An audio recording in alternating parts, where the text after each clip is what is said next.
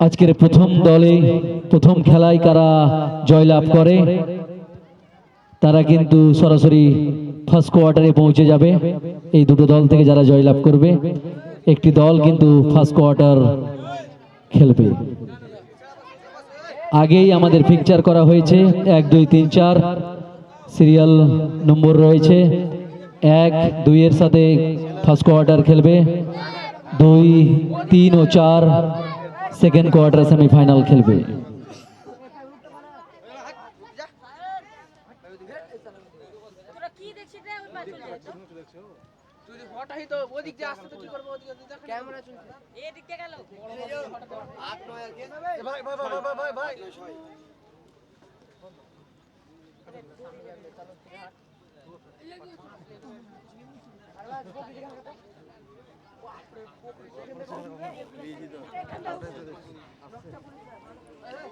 Referee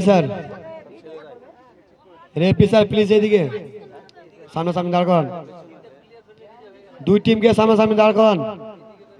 পুরো team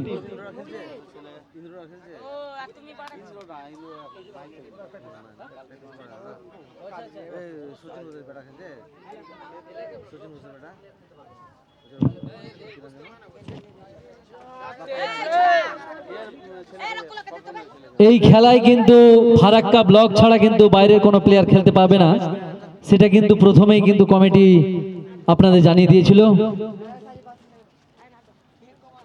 আজও ও আগামীকাল এটাই কিন্তু ফাইনাল ডিসিশন যে বাইরের কোনো প্লেয়ার খেলতে পারবে না। শুধু ফারাক্কা ব্লক ছাড়া বাইরের কোনো প্লেয়ার এই টুর্নামেন্টে অংশগ্রহণ করতে পারবে না। তাই প্রথমেই আপনাদের কাছে অনুরোধ, কেউ বাইরের কোনো প্লেয়ার মাঠে নামাবেন না, অযথা যেন বিশৃঙ্খলা যেন মাঠে সৃষ্টি না হয়। কারণ হলো ফুটবল প্লেয়ারকে কিন্তু ফুটবল প্লেয়াররা প্রত্যেকেই চেনে, বাইরের কোনো প্লেয়ার যদি খেলতে আসে তাকে কিন্তু খেলতে দেওয়া হবে না।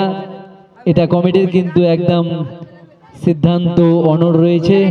গতকালও কিন্তু কোনো বাইরের প্লেয়ার খেলতে পারেনি, আজও কিন্তু কোনো বাইরের প্লেয়ার খেলতে পারবে না।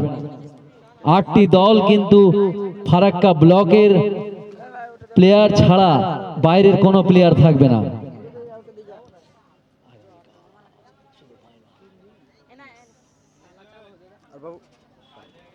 তাই প্রত্যেক টিমের কাছে আমাদের প্রথমেই জানিয়ে দিচ্ছি,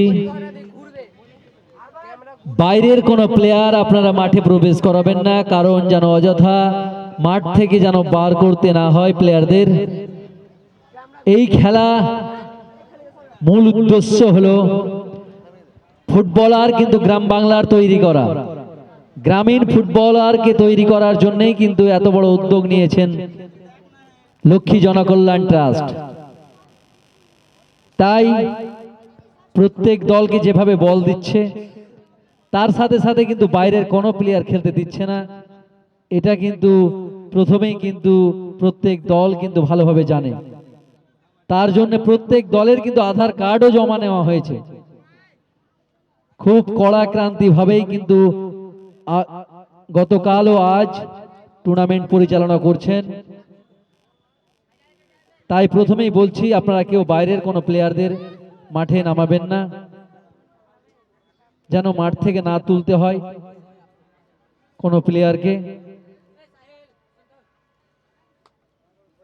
এর পরবর্তী খেলার